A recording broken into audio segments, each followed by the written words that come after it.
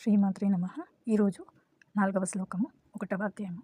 అంతకంటే ముందు ఒకసారి 3వ శ్లోకాన్ని ఇంకొకసారి చెప్పుకుందాం.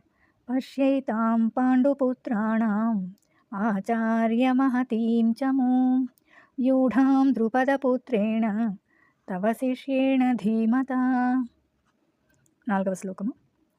అత్ర శూరా మహేశ్వాసాః భీమార్జున సమాయుధి యుయుధానో విరాటశ్చ ద్రుపదశ్చ మహారథః. అత్ర శూరా మహేశ్వాసాః అంటే అత్ర శూర అంటే శక్తివంతమైన యోధులు. ఇక్కడ శక్తివంతమైన యోధులు. మహేశ్వాసాః అంటే గొప్ప ధనుర్ధారులు. భీమార్జున సమాయుధి భీమార్జునులతో సమానమైన వాళ్ళు. ఎవరు? యుయుధానో విరాటశ్చ యుయుధానుడు విరాటుడు.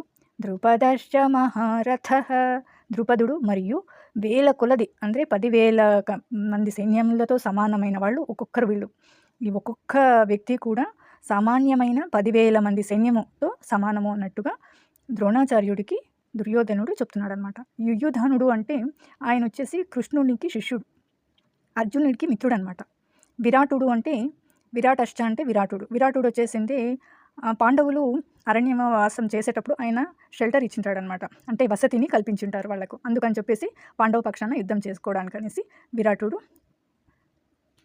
ఒప్పుకున్నాడు. యుయుధాను అంటే యుయుధానుడు. విరాటశ్చ అంటే విరాటుడు. ద్రుపదశ్చ అంటే ద్రుపదుడు అంటే ద్రౌపదీదేవి యొక్క తండ్రి ద్రుపదుడు. మహారథ అంటే వేల కొలది యోధులతో సమానమైన వాళ్ళు వీళ్ళు ఒక్కొక్కరు కూడా. ఇంతమంది సైన్యం కంటే వీళ్ళు ఒక్కొక్కరే అంతంత బలం కలిగిన వ్యక్తుల్ని చూసేసరికి దుర్యోధనులో భయం మొదలైంది. యుయుధానుడు వచ్చేసిందే శ్రీకృష్ణుడి శిష్యుడు మరియు అర్జునుని స్నేహితుడు.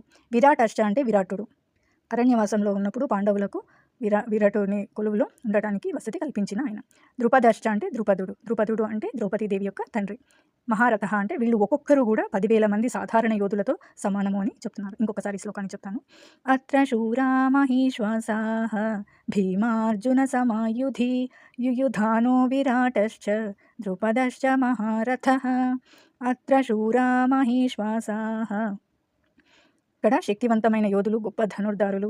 భీమార్జున సమాయుధి భీమార్జునులతో సమానమైన వాళ్ళు, యుద్ధ విద్యలో ఆరితేరిన వాళ్ళు. భీమార్జునులతో సమానంగా యుద్ధ విద్యలో ఆరితేరిన వాళ్ళు అని.